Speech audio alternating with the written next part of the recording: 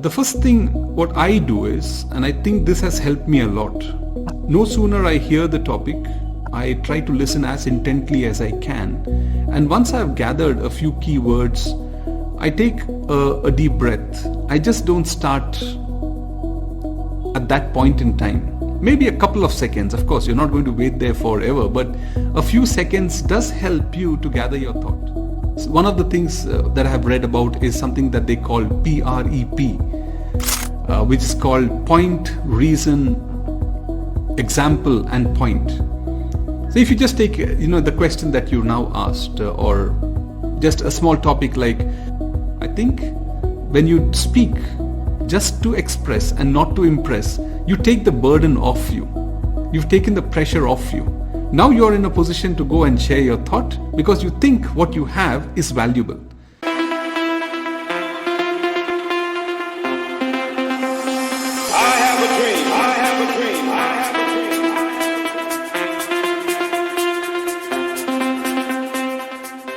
If you've ever been in a meeting, a class, or even at a dining table, and someone suddenly asked you a question, and your mind just goes blank. If that is you, this episode is for you. Today, we are going to dive into the art of impromptu speaking, more popularly known as the table topics. That nerve-wracking moment where you have no preparation, but you're still expected to be confident, clear, and even inspiring. Who better to guide us today than DTM Mathew Verghese sir, a master of table topic speeches, a renowned public speaker who has won numerous awards, and it's an absolute pleasure and honor to welcome DTM Mathew to our podcast today. Welcome to Rise and Speak podcast, where beginners become bold speakers. Now, before I bring Mathew sir in, I'm just going to read the introduction so that I don't miss out any point. Mathew Verghese is a chartered accountant, US CPA, and holds multiple international certifications in audit, risk, and finance. His corporate career spans over 30 years across external audit, finance, internal audit, and enterprise risk management, with international stints in industries ranging from construction and shipping to manufacturing. He began his journey at Deloitte, Mumbai, and later served as head of internal audit India for a multinational headquartered in Scotland. Today, Mathew brings his wealth of knowledge and experience into his role as a corporate trainer and educator. He partners with organizations to design and deliver sessions that strengthen workplace productivity, leadership effectiveness, and smart optimization. His programs are known for blending corporate case studies, interactive activities, and practical tools that translate into measurable results.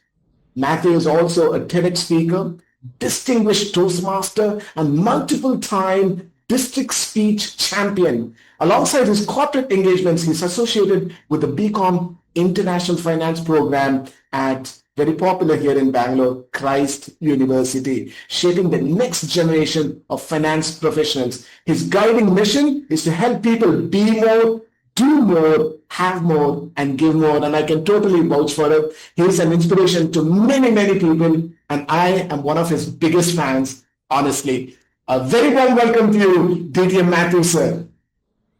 Thank you, Manjunath. I look forward to this conversation that we are going to have. Thank you once again. Thank you, sir. Thank you for giving us this opportunity.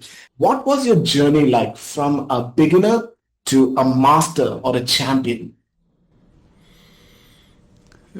I can go back in time when I was 14, when I was pushed by my dad to take part in an elocution competition. That was an all Bombay competition, and accidentally or coincidentally I happened to win it. So that gave him the strength and the courage to push me even more. In my second speech, I spoke less and I danced more. Nervousness showed. In my third one, halfway through my speech, I forgot my lines. And the next time I stepped on stage, I completely blanked out. I didn't speak a word. That night I went to my father and told him, I'm never ever going to step on stage. And for the next 25 years, I never stepped on stage. Through the rest of my college, school, you would never have seen me speak a word. Because that embarrassment left a mark, a scar on me. It was once when I was in corporate that as an auditor, we uncovered some important observations, some fraudulent transactions, and I had to make a presentation to the board. I stood in front of the board and my mind blanked out. I couldn't say everything that I knew. I knew everything, but then I couldn't put it in words. My boss had to intervene. He jumped and he completed the presentation. But that's when I realized it doesn't matter how much you know, what you carry, all the degrees that you have matter for nothing if you're not able to convey your point and if you're not able to articulate well. It was around that time that I joined Toastmasters, started taking baby steps. And after 25 years, I once again stepped on stage when I joined Toastmasters for the very first time. And that's when the journey began. So it's not been very easy. Yes, I won't say that there are no butterflies now. There are still butterflies when I step on stage. The only difference possibly is that now you have the butterflies fly in formation. Love it. I love that. And I've always admired how in your table topics and other speeches also, you bring in that humor aspect. It's very subtle. You don't push a joke into your speech. And that's what I really admire. That is so good. Thank you. I am a struggler when it comes to table topics. And I know many, many people who are just like that. So what are some of the common mistakes, Mathew, sir, that beginner public speakers make when it comes to table topics specifically, impromptu speaking specifically, and what could we do to avoid them, mistakes and how to avoid them? I think it's a misconception that impromptu speaking is really impromptu. It was Mark Twain who once said that it takes 3 weeks to prepare an impromptu speech. So what I'm trying to say is that impromptu speaking, if you think that you can just go and blabber something on the spot on any topic, that's not how it works. I remember an anecdote where someone had once said there was a person who was rushing back to his desk at an office from the cafeteria and he had a mug in his hand and there was another person going the opposite direction. They bumped into each other and coffee spilled. And the person asked, why did coffee spill? Now people had various answers, they bumped and they were in a hurry, so on and so forth. But then the speaker said the coffee spilled because he was carrying coffee in the mug. In other words, a person can only give what he's got within. So similarly in impromptu speaking, if you think that you can just go and say what you have to say and you will get everything at that moment, that's not the case. I think a little preparation is required. And one of the best things that you can do when you're a beginner is to read as much as you can on the topic that you love so that you fill yourself with whatever it is that you have. So even if you're put on the spot and if you've got to say something, what's going to spill out is what you've already got inside. So that's the first misconception. How can you correct that? I think the solution is be in the moment. You can read a lot, gather some expertise on the topic that you want to speak on. You don't have to be an expert per se, but if you have some information, you can always stitch a story around the information that you already have. Excellent point. Yeah, fill the cup. That's what you're going, right? Yes. Right, fill the cup, yes. Most of our beginner speakers fear just taking the stage or speaking, whether it's prepared or even impromptu, like you said.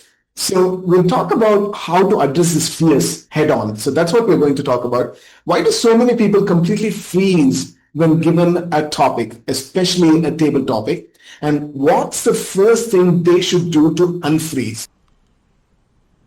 Well, I think one of the reasons people freeze is that they're taking it a way bit too seriously.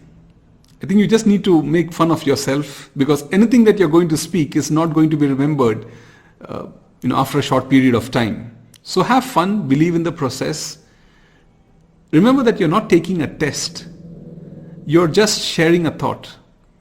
It's like two friends speaking. When you go and speak to a friend, you're not worried about what's going to come out of your mouth.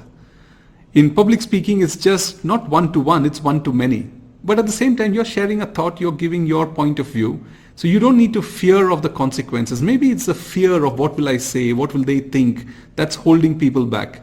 I think when you speak just to express and not to impress, you take the burden off you. You've taken the pressure off you. Now you're in a position to go and share your thought because you think what you have is valuable. Manjunath, you did mention about why do people freeze? Well, one of the reasons could be a paradigm that's holding them back. When you think that you're not capable enough, when you think that you don't have enough points to go and give your opinion, you are on the back foot before you even started. So I think you've got to throw caution to the wind. Of course, you need to go do your preparation, but at the same time, you just need to have fun, enjoy the process, go, be there, and just share your thought. It's not an exam. I think if you go with that point of view, you are not putting yourself in that panic mode, and you are going to have a little more enjoyable experience than you would have otherwise had. So I concur with the idea. I think it's a fear of judgment more than anything else. When you're talking in front of an audience, you're thinking, what will they think of you? And that's the most adverse feeling or thought that one has. At least for me, that's how it is. So when we are given a topic, obviously we're not prepared for that. When you take the stage, what are the first few seconds like? How do you wisely use those first few seconds so that you can give the answer in an effective way? The first thing what I do is, and I think this has helped me a lot, no sooner I hear the topic, I try to listen as intently as I can. And once I've gathered a few key words, I take a deep breath. I just don't start at that point in time. Maybe a couple of seconds. Of course, you're not going to wait there forever, but a few seconds does help you to gather your thought. And then don't worry about what you're going to speak. I go with the first word that comes to my mind. And then we build the momentum. So taking stage, standing erect, smiling, being in the moment, not worrying about what's going to come to my mouth, just trusting yourself that the right words and the right sentences and the right story would be given to you at that point in time. I think that's the best way to go ahead. Take a deep breath, listen to the topic, and go for it. So, sir, what I do is when I'm speaking or when I'm preparing with my work also, I have like a checklist in my mind. First, I have to do this, then this, and so on and so forth. So when I'm talking about a prepared speech, I look at it from an opening standpoint. Do I have a story or a question that grabs the attention? Am I giving a roadmap of what's coming in the speech? And am I getting them excited? So those are like check boxes that I have in my mind, and I keep ticking them as I complete each one of them and then proceed to the body and eventually conclusion. Now, while standing tall and smiling and having fun, all that is great, and those are checklists, of course, but really in terms of thinking process, you get those keywords. I realize we said that you listen to the question really carefully, and then you have those keywords in your mind. And what happens next? Do you have like a checklist of things that you just check before you open your mouth? I've come to understand from my being in the field that when you keep a checkbox and you try to tick the boxes, sometimes your mind goes to the checkbox and you then are not in a point to decide what you want to speak. So especially when it comes to public speaking, we know for a fact, like you're answering a question paper, you know that you have to start, you have to have a body, and you have to have a conclusion. That's the standard introduction, body, conclusion. That kind of a format does work for public speaking as well. And when you coach yourself and you train yourself to just start with a kind of hook, a good hook, it could be a rhetorical question, it could be a statistic, it could be just repeating the topic that has been told to you. If that's a good way of starting your speech, and then you build in your story, you build in an anecdote or maybe just somebody else's story to inspire and empower your audience, and finally you bring it to a closing. So that's the overall checklist that I have. Of course, we will talk about a little more about the frameworks and things like that. But on the whole, when you say that I have to have a good opening, I should have a good body that will convey why I'm saying what I'm saying. And finally, in the close, can I have a call for action, or can I just tell them that this is what I have done, such that I don't be too preachy. This is the nuances that I look at. Other than that, everything is just an add-on. When you start off with a topic, there is a chance that you may just take a detour, because halfway through the topic, you begin to realize that, is this the topic that I'm talking about? Your mind starts playing tricks with you.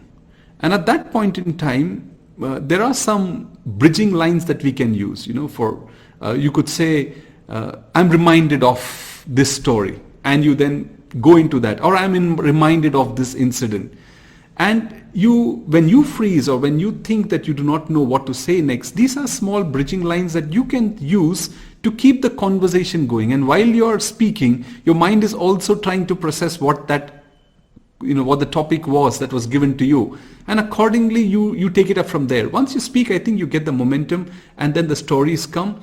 Now, I'm not saying that that's going to be the best of your table topic. One thing that I often tell myself is, on your day, you could have a brilliant answer to a topic that's given to you. If it's not your day, you will have a topic that's way off, or you will have an answer that's way off the topic that's given to you. I think it was Dale Carnegie who once said that there are always going to be 3 versions to the speech that you have given. 1, the one that you practiced. 2, the one you gave. And 3, the one you wish you gave. And when it comes to impromptu speaking, you often go back and think, hey, if I got this topic again, I would not have said what I said at that point in time. But rather than beating yourself down, I think you should just compliment yourself of saying that you've already taken that first step of giving your thought, and the next time you go to speak again, you're going to have the same feeling of not being satisfied, or sometimes you may be satisfied. Table topics, impromptu speaking, it's off the cuff. So the more you can be in the moment, the more you share your thought at that point in time, the better. Don't look for the 100% perfect speech. You are not going to get that. Unless, of course, it's a prepared speech and you know exactly what you're going to speak. You have practiced, you have rehearsed. That's a different ball game. But when it comes to table topic, it's very fluid. I think enjoy the process. Don't beat yourself down. If you happen to forget, use those bridging lines that, I'm reminded of this, or as this has had once happened, things like that, and keep going. At the end, just be there and enjoy what you have said. Very nice. Yeah. I love the phrase bridging lines. That's a good idea, because far too many times when I stand up there on the stage, a topic is given. Sometimes I prepare ahead of time, and then I tell my story and so on and so forth. And at some point, I feel like, I just lost the track altogether. The topic given was something else. What I've spoken about is interesting, but it's not super relevant to what was being discussed. So how do I bring my words back to that exact topic that was given to me? I like that. Bridging lines could help me with that. Nice. While you said that you should be well read, and that could help you with your speeches, and our own life's experiences could be a great way to relate to a topic and speak about it for a moment. But what if you get a topic that you have no clue about? How do you deal with that? I think one of the important facets for any public speaker is to be very authentic and not try to be someone else. So let's say you're given a topic and you know nothing about it. Now you can always, right at the start, say that I'm not an expert on this topic, but here are my thoughts. So in that way, you're not trying to say something that you are not. You're not trying to be an expert on the topic, and no one is an expert on all the topics that are given to them. So that's one way you can think of doing it. The other way is you can take a detour and say, I do not know much about this topic, but this topic relates to something that I think I know, and you can divert your conversation on those lines and take it in whatever direction you interpret that topic to be. Or finally, if nothing works, then if you want to be brutally honest, maybe you can do what Roosevelt had once said. Be sincere, be brief, be seated. So talk for a short while. You're sincere in that. You're you've spoken as brief as you can because you were not aware of the topic and you didn't want to divert, and then you go back and sit down. I think you will get more respect when you do that rather than just coming and giving something that you are not an expert in. So I think those are the few techniques that you can use when you are given a topic that you know nothing about. But I think more often than not, you will get some thread that you can weave around, and then you take it in your direction because of the, you've given yourself the permission right at the outset by saying, I'm not an expert on this topic, but I'd like to share my thoughts. So that's one way you can go. Interesting. So you can divert to a topic that you're comfortable with, maybe discuss a little bit about that, and somehow stitch it to the actual topic that is given to you. Excellent. That's right. Yeah. Yes. So let's talk about sounding clear now. Again, one of the things that I admire about you is your ability to speak with clarity and nice pace. You don't hurry. Those are some of the things that I truly admire. So how do you stay organized? And especially for beginners, what would you recommend to organize one's thoughts?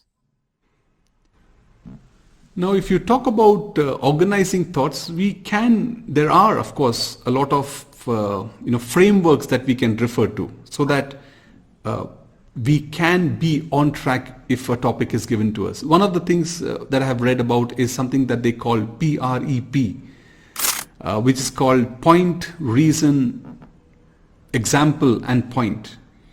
So if you just take, the question that you now asked, or just a small topic like, is failure necessary for success?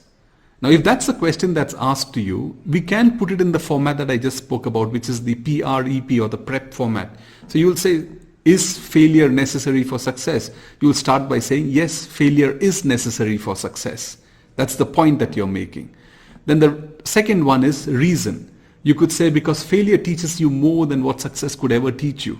Failure takes you down into the valleys, you're taught about resilience, you're taught about disappointment and determination. There are so many lessons that failure teaches you. So you give them the reason why you think failure is necessary for success. Then you top it up with something which we call example. You could just take, anyone who has failed multiple times. You could take Colonel Sanders, or you could just take Thomas Edison. And Thomas Edison failed 10,000 times before he invented the light bulb. But he said, I never failed. I just found 10,000 ways that don't work. So you give an example. And then finally you come back to the point and say, therefore, I believe that failure is necessary for success. So that's one of the frameworks that you use. Your point, reason, example, and point. That will help you to organize your thoughts. Or let's say, the same topic is given to you, you could use another framework, which is past, present, and future. So this is what it was in the past. I've gone through these difficult situations in life. I've seen the bottom, I've seen the pits, but here I am standing before you, having gone through all of those. And you say, this is my present, and you project yourself to the future and say, what is it that I would like to do in the future? That's another framework that people could use to become more organized and clear. Or you could use something like then, now, and how. Oh, it used to be this way once upon a time. This is what it is now. And how did that happen? What was the process that you followed? Once upon a time, today, and the process to bridge it. You could talk of the pros and cons. There are these subtle things that you can keep in mind, which you may be able to use when a topic is given to you, which you're familiar with. But you may not be able to use them all the time. So to answer your question number one, Manjunath, how do you be clear and how can you be organized? You can use these frameworks to kind of channel your thoughts to reply to whatever topic is given to you. And the second thing about speed, you said, the pace and the speed. Well, I struggle with that, especially when it comes to the stage. I have realized that the adrenaline kicks in and then I tend to speak very fast. So it's a conscious effort that needs to be made. So I tell myself before I start now that, go slow, go slow. I still am not able to get over that. At the end, when you are in front of a crowd, you tend to speak far more at a faster pace than you would really want to. But how can you address that? I mean, in the general, for the public or for the people who are listening to us today, one way to address that issue is we all have a speaking speed. Some of us speak very fast, some of us speak a little slower. and our average speed is between 100 to 120 words. So if you know that you're going to give a speech which is 5 to 7 minutes, let's say, then you know that when you're preparing, you can have a template of, let's say, 600 words. And then you could factor in the audience's response, audience's laughter, so on and so forth. So at any point in time, it's better to finish before than to overshoot your time. Table topics, the similar thing. You know that you have a topic. There are so many things that you need to speak about, but now you've got to control yourself and say, you know what, I'm going to speak on one major thought about the topic that's coming to mind. So you start with that and you try to hover around that particular topic so that at the end you can bring it to a soft landing. About the pace, don't worry about the pace. Sometimes you'll speak fast, sometimes you'll speak a little slow. That's just your natural style. You don't have to change it as much, but you should be understandable to the audience. So record yourself, see whether you would have listened to a speaker the way he would have or she would have spoken, and then you adjust your sales accordingly. It varies from person to person. So I think everyone brings their style and their different type of speaking ability to the table. You leverage on your strengths and don't worry about how you want to look like or sound like somebody else. Do not compare. I think that's the basic point. You will be organized, is what I believe. Great points. Great points, sir. Yeah. So you've spoken about point, reason, example, point. I love that framework. You've spoken about past, present, and future. That could be another framework. Then now how could be a framework. You could take a topic, look at the pros and cons, and look at it, give different perspectives. I think it's very interesting. Those are all some really interesting ideas to implement when giving a table topic speech. So how do I make a 1 minute or a 2 minute tabletop speech like a mini speech and bringing stories into that? How do you do that effectively? Now, any speech, whether it's a keynote address or whether it's a 1 minute speech or whether it's a 7 minute speech, every speech is a speech and has to be looked at the possibility of it being memorable, impactful, empowering. It's not that just the long speeches are the ones that have the capability of touching your audience. If you look back in history, I think if you go back in time, maybe around 1863, one of the greatest speeches that was ever delivered happened in 1863, which is today a masterpiece, and even the public speakers, they read that and study that speech to improve their own skills. It's called the Gettysburg Address. The speaker was Abraham Lincoln. But before him, there was another prolific speaker by name Edward Everett. Edward Everett spoke for 2 hours. And then Abraham Lincoln came. His speech was just 2 minutes. And it had just 272 words. But today, people go back and listen to the Gettysburg Address and no one remembers what Everett had ever spoken, Edward has spoken. It's also documented that Edward sent a message to Lincoln the next day saying that, I wish I could flatter myself by saying that I stuck to the central theme of the occasion in 2 hours than you did in 2 minutes. So he complimented Abraham Lincoln by saying that, I couldn't do in 2 hours what you did in just 2 minutes. Congratulations. So it's not about the length of the speech that matters, Manjunath. It's the depth of the message. And when you fill your cup and when you have your experiences, when you have those right stories, it somehow comes in. When you are that topic, that's what I was telling at the outset. You need to believe that those topics that you are familiar with somehow come to you.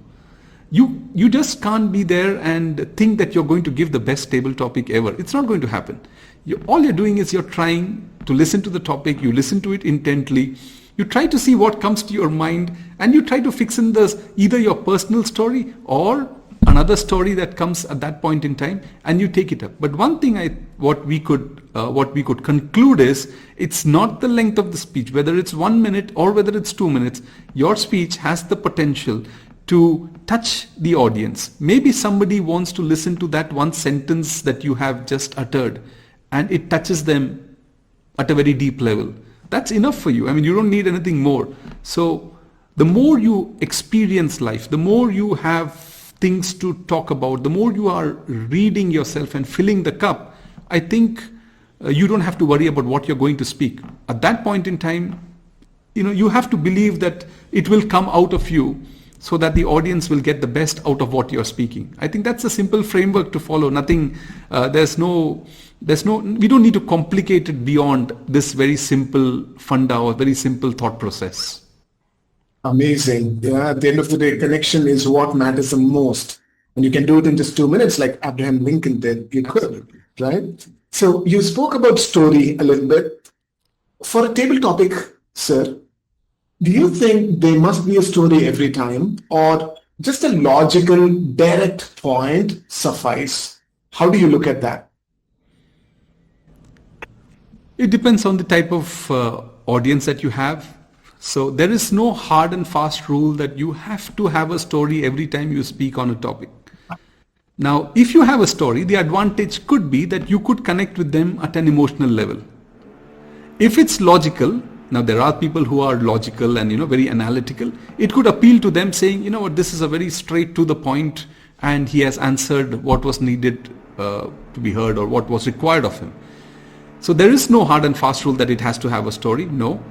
If you can combine the two, I know it's a short time, but if you can add a story and give a proper logical answer to that, or if your story has got logic weaved into it, I think that's more than sufficient.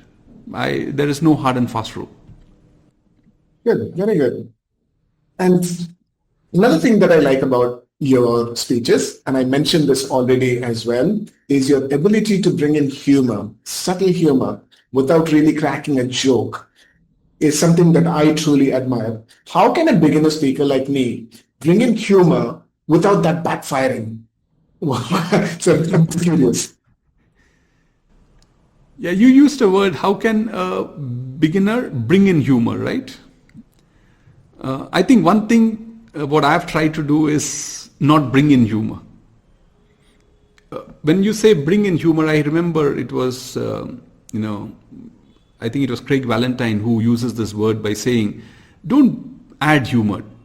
And I think I subscribe to that philosophy of not adding humor. You uncover humor. Cover the humor, yes. Yeah. So when you look at a story that you have gone through, at that point in time, that would have been the most tragic thing that you experienced. Maybe it was, I've failed many times in exams. You did talk about all the certifications, but I've gone through a lot of failures. At that point in time, that was painful. To even go out and tell people that you failed was kind of embarrassing. But today when I look back, I carry that with a lot of pride. I said I failed not once, not twice, not thrice, but this particular exam I failed more than 4 times. And that's why they have given me a PhD, passed with high difficulty. So, you don't add humor. You rather uncover humor into a story that you have experienced. That's one way to be very subtle, but at the same time, you're not treading the thin line of saying a joke that may not appeal to the people. You did talk about how do I know whether I'm politically right or in those senses. So I think that topic we should avoid.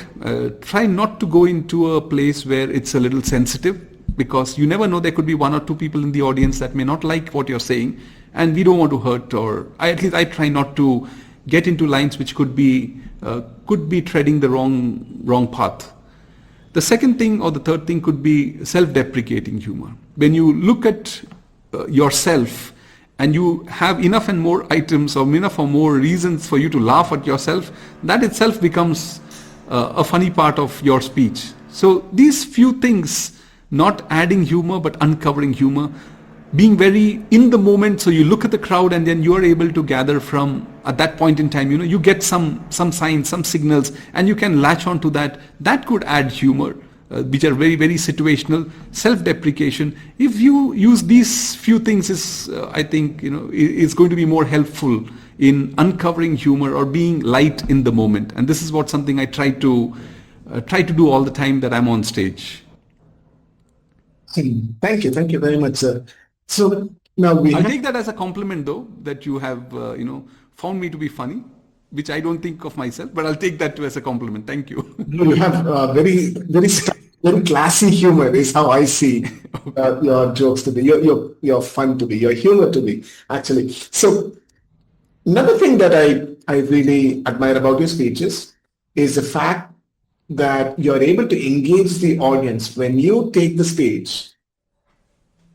Right from the time you stand there, open your mouth, the words come out, and till the end, the audience are just hooked to whatever you say. And I know I'm sure it has taken a lot of effort and time for you also. How can a beginner work towards that to really get the audience to pay attention to what we are saying? And it's very difficult in this day and age, right? Our mind is all over the place. I'm thinking about my son. I'm thinking about if I received an email from my students or something like that. How do you really get people to hook and stay with you throughout your speech? I wish you could come to my class and look at my students in my classroom and then tell me the same thing. It would be really rewarding to do that. But I think today's world, the attention span is quite less. For a fact that not everybody, you're not going to get every person in the audience to be hooked to you. That's a reality. You can't have that. And even if somebody is hooked to you, that could be for a short duration of time. So you don't have to worry so much about what they're going to say, but you need to worry about what you will be able to say. And your idea should be not to get their attention as much, but what is it that I could say today that would either inspire them, empower them, uplift them, or give them something to go home and do, a call to action. When you're more concerned about what you could give the audience, let's say you have a number of people listening to you, if one of them could go back and implement what you have said, that is more than enough for you than having them listen to you through those 7 minutes or 8 minutes, and at the end you ask somebody, what did he speak? Hey, I do not know what he spoke, but he was quite engaging.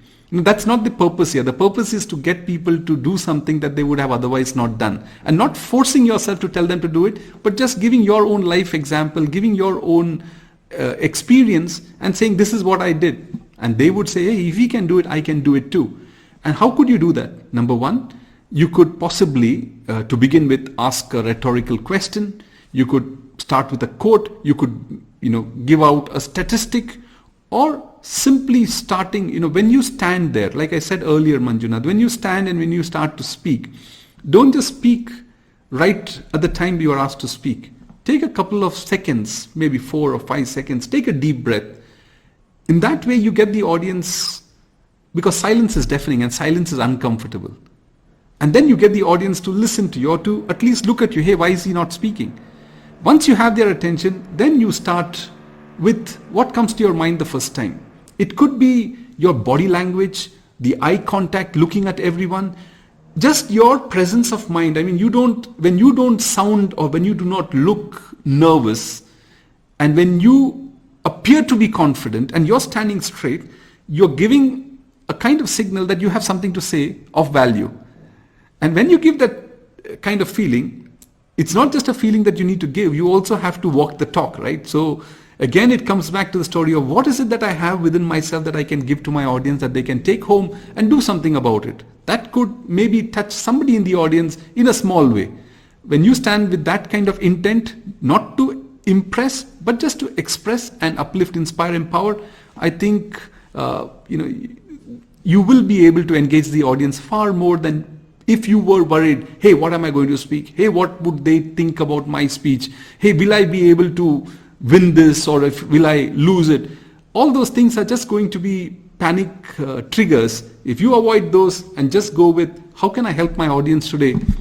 Your battle is won, is what I believe. Yes, brilliant. I love that, sir. It's true.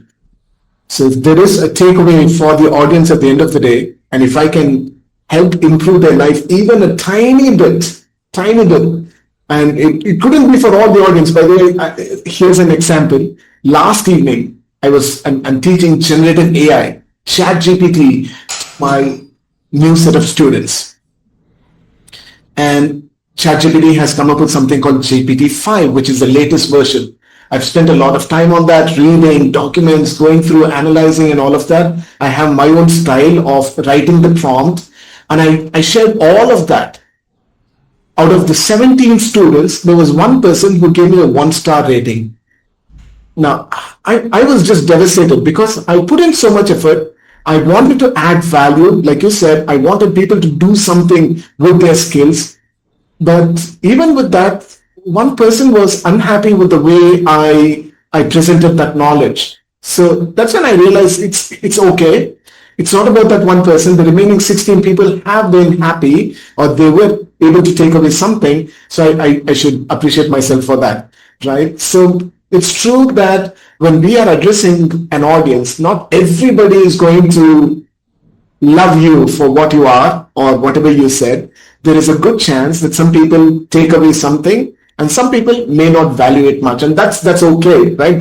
We should be okay with that. That's one. And number two, the interesting point that you made, it's not about how engaging you are. At the end of the day, if your audience can take away something and do something with whatever you've shared, I think it'll be mission accomplished, is how I see it. So that's a great point, sir. Thank you. Right. And I know the person who gave you that rating, just don't worry too much about it. I think he was high on green tea. So just leave it at that. I want you to, is it okay if you did like a real table topic? Can we do that? I'll give you a topic. Yeah. You speak about it for a minute or two. Yeah. As you're comfortable. And then we're going to look at the architecture of that entire table topic speech. We'll try and break that down, try and analyze what went through your mind before you started speaking, during the speech, and the way you ended it. Would that be interesting? Would you like to do that? Fine, sure, why not? Okay, let's pick a topic. I don't know. Okay, let's talk about your favorite speeches. Oh my. You mentioned about Gettysburg, so something like that. Sorry? You mentioned about Gettysburg speech. Oh, my favorite speech is that way. Okay. Yes. I think one was of the Gettysburg Address, but I think I'll stick to the one which I like a lot, which was I Had a Dream by Martin Luther King. He did talk about the importance of having a dream, and we're talking about a time when things were not going the way it should have gone.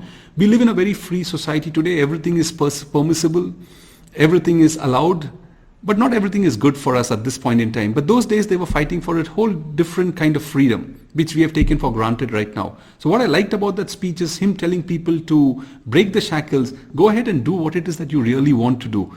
Don't get stuck yourself, don't stick yourself in stereotype. If I have to tell that same thing to my audience today, I would have said, go for it, because every time you're going to go for something, you're going to be a better version of what you were than before you tried it. So in other words, you have to do three things, I think, when it comes to what is it that you're trying to do. One, you decide, you dare, and you do it. And before that, everything that drives that is your dream. Like Martin Luther King said, I have a dream. I ask you today, Manjunath, do you have a dream? And if you have a dream, have you decided to do something about it? So decide and don't worry about what's going to happen. You dare yourself to put yourself on the front and do what it is. Either you win or you don't. If you win, excellent, congratulations. If you don't, then you've learned a big lesson. You can come back more loaded the next time. So don't stop. Don't give up on your dreams. Decide, dare, and do. This would have taken me a few days. Sorry? This would have taken me a few days to prepare and speak. It came out so smooth, seamless, right? It's beautiful. Thank you, sir. So let's break this down. Tell me what came to your mind after I gave you the topic, and then what was your checklist like, if you did have one?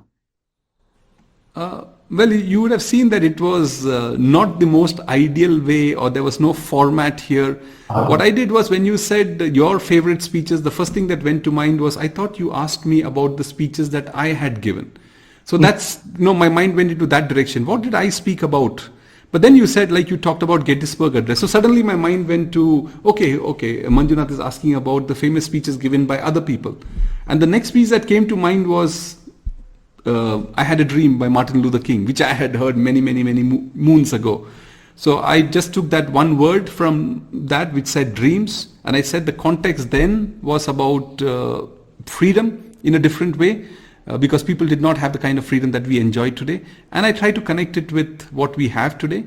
Again, was it on topic? I do not know. And then I suddenly thought about, another thing that I like to implement in my life, which is decide, dare, and do. I somehow brought that. So it is what works in your mind, Manjunath. I am not in a position to tell you, because your mind goes through various directions, try to find some words, fix it, and tries to stitch and create what you have. So these were the thoughts that went to my mind. I have not analyzed it, never analyzed it. Now, if I look back and if you ask me a few days from now, would you be able to give a better table topic? I would say 100%. 100%, because that's the way it is. So you don't have to worry about what you said. Say what comes to your mind. If it connects, good. If it doesn't connect, there's always a next time. Manjunath may call you for the next podcast and you'll be better prepared knowing that he's going to ask you a table topic on the spot, off the cuff. So you'll be prepared for that. Yes. So now let's talk about one very practical thing, sir. Let's say if you were to give me like a daily or a weekly exercise that I could do starting today, that will make me a better table topic speaker, what would that one exercise be? One of the things that you could do if you want to improve the game is, we all come across new words. We come across words that we do not frequently use. Those words, we could say, if I was given a topic on this particular word, what would I have said? So you're practicing public speaking there.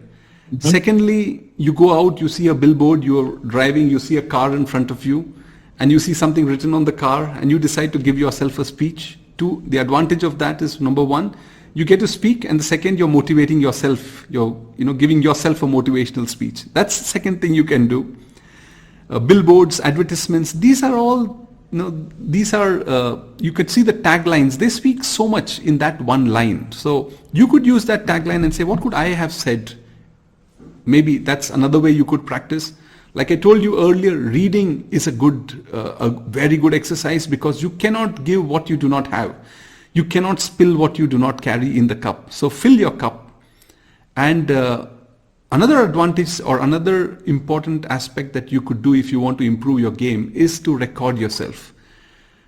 We often think that, the way I'm sounding to you is not the way I sound to myself. Because when I'm speaking right now, the vibrations that I'm feeling within my head is different from when it comes out and when it goes and when it falls on the ear of the person hearing you. So if you really want to know how you sound, it's not the voice that you're hearing right now, but you put it out, and then when you listen to it, you would say, oh my goodness, this is how I sound? Yes, if that's how you sound, then that's how your audience is hearing you. So you get an idea, and that's the most uncomfortable thing for me, to listen to my speeches, which I'm not able to do, to be very honest, because I don't like to hear my own voice.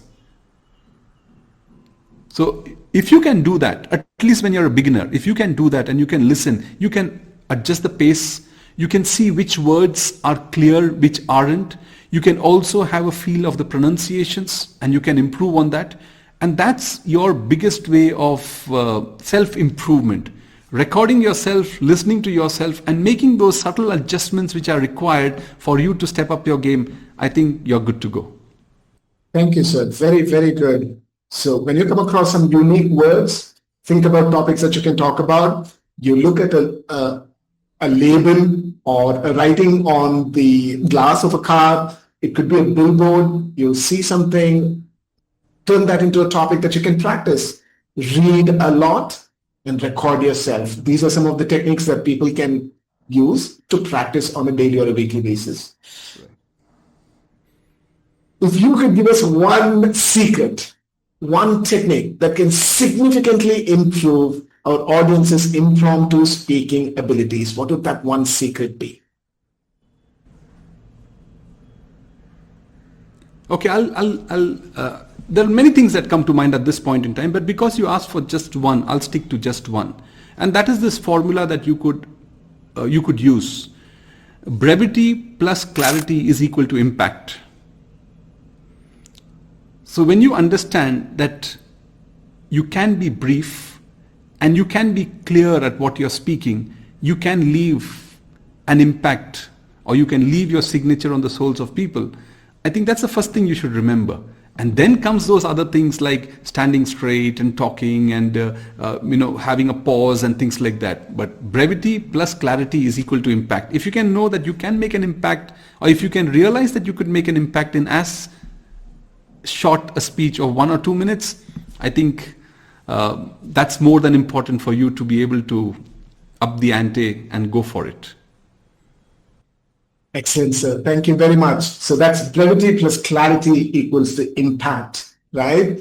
Be concise, be succinct, have clarity in what you say, and that will lead to impact. We've learned a lot. Thank you very much for your time, Mathew, sir. One, the importance of keeping our cup full, which is to read and gain the knowledge and gain the experiences that life has to offer, is a great way to be prepared naturally.